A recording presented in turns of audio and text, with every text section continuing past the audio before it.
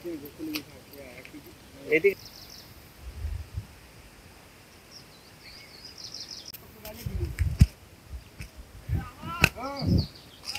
2 বিঘা বাগান লাউ ক্ষেত ছিল। লাউ গাছ ছিল মোটামুটি 13-1400।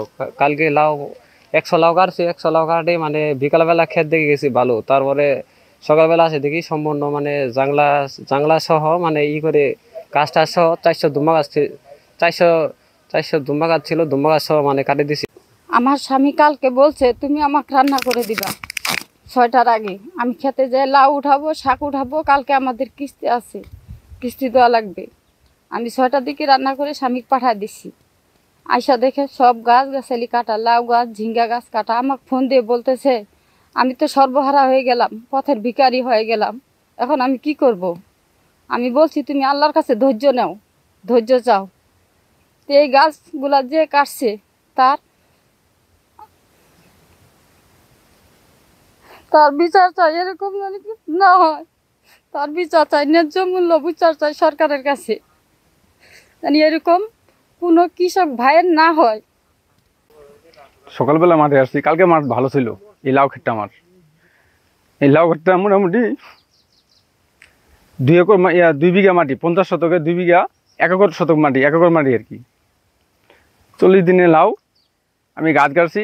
আজকে 5 দিন যাবত লাউ উঠাইতেছি আর কি। এখানে 1460টা গাছ আছে এই 2 বিঘা মাটির মধ্যে। কালকে বিকালবেলা এনে গেছি, গাছ ভালো। সকালবেলা আসছি, আজকে বাজারে মাল নিব, বিক্রি করব। আসে দেখি গাছ সব কাটা, কোনো জাংলিগুলো ঠিক নেই। এই কষ্ট করে ফলাইছি। এখানে 2 বিঘা মাটি, ওই পাশে ঘেরা আছে আপনার ধুন্দুল 1 বিঘা মাটি।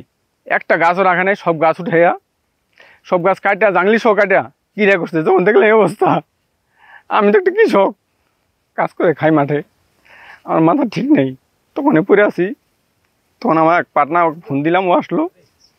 আসে দেখে অবস্থা। আজ পর্যন্ত যতদিন এখানে আবাদ করতেছি, কোনো লোক এই গ্রামে কেউকে আমি ঘুরাই দিইনি যে আমি তরকারি দেবো না। আসলে বলতো দাও, নিয়ে যাও। একটা লোকও ঘুরাই দিইনি, এমন শত্রু নাই।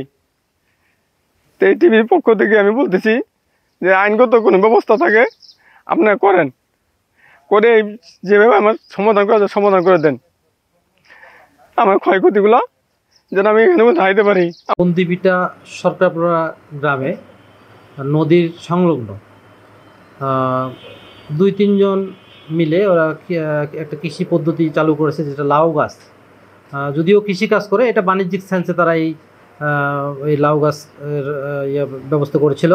কিন্তু অত্যন্ত দুঃখজনক ব্যাপার যে কে বা কাহারা এই 1400 লাউ গাছ তারা রাতে এটা কর্তন করে ফেলেছে। তো আমার ইউনিয়ন পরিষদের চেয়ারম্যান হিসেবে আমি বলবো যে উপজেলা কৃষি কর্মকর্তা সহ আমরা যারা স্থানীয় গণ্যমান্য ব্যক্তি আছি, সবার সহযোগিতা নিয়ে যে এই অমানবিক কাজটা কারা করছে এটা সুষ্ঠু তদন্ত সাপেক্ষে একটা বিচার হওয়া দরকার। ধন্যবাদ সব।